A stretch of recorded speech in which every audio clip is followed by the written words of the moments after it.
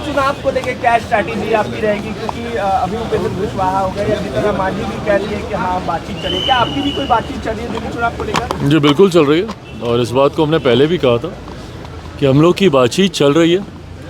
और मैं पुनः इस बात को मैं कहता हूँ कि अगर, क्योंकि कुछ चैनल्स पे मैं ये भी सुनता हूँ अपने बारे में कि हम लोग इतनी सीटों पर दावेदारी पेश कर रहे हैं या इतनी सीटों पर लोक जनशक्ति पार्टी रामविलास चुनाव लड़ना चाहती है।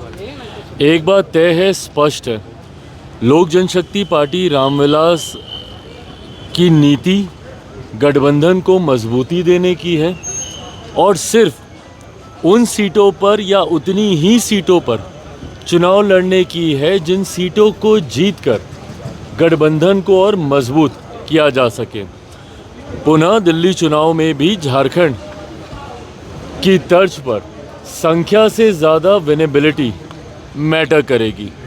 हम सिर्फ वही सीट लेंगे या सिर्फ उन्हीं सीटों पर लड़ेंगे जिन सीटों पर लोक जनशक्ति पार्टी रामविलास का संगठन मजबूत है, हमारे प्रत्याशी मजबूती से तैयारी कर चुके हैं। संख्या दिखाने के लिए ज़्यादा सीटें लें, अधिक सीटों पर चुनाव लड़ें और अपना स्ट्राइक रेट हम लोग कम करें, पार्टी ये कतई नहीं करेगी। जो सीट लेगी उसे जीतने के लिए ही लेगी।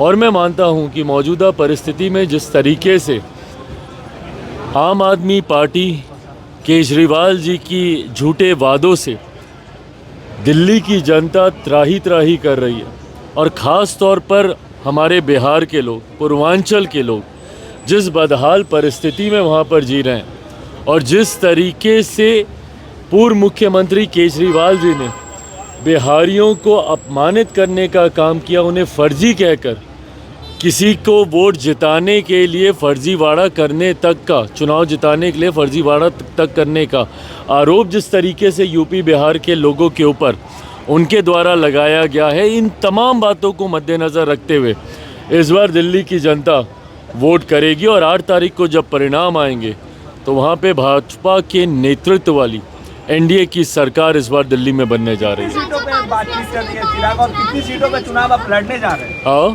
कितनी सीटों पे बातचीत चल रही है और कितनी सीटों पे आप चुनाव लड़ने जा रहे हैं? अब ये देखिए, वही गठबंधन के भीतर की बातें हैं, कितनी सीटों पर चल रही है।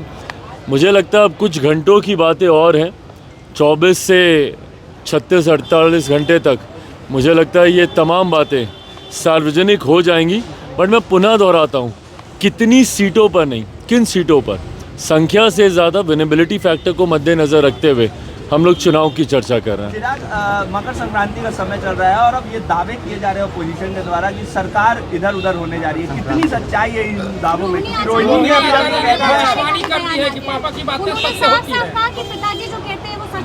तो चलिए, मैटर ऑफ टाइम है, मैटर ऑफ टाइम है। अगर उनके पिताजी ने जो कहते हैं वो सच हो जाता है तो मेरे पास मेरे पिताजी का भी आशीर्वाद है कि वो जहाँ रहते थे सत्ता वहीं जाती थी। तो फिलहाल हम लोग एनडीए गठबंधन का हिस्सा हैं, तो अगर उनके पिताजी के दावे अपनी तरफ हैं तो एक मौसम वैज्ञानिक के सुपुत्र के दावे भी फिर अपनी जगह पर। एनडीए गठबंधन ना सिर्फ केंद्र में बल्कि बिहार में भी मजबूती से आगे बढ़ने का काम कर रहा है। और ये एनडीए गठबंधन, ये डबल इंजन की सरकार बिहार में ना सिर्फ 2025 तक बल्कि बिहार विधानसभा के चुनाव के बाद अगले 5 साल तक केंद्र और राज्य में डबल इंजन की एनडीए की सरकार बरकरार रहेगी, इसमें कहीं कोई शक नहीं।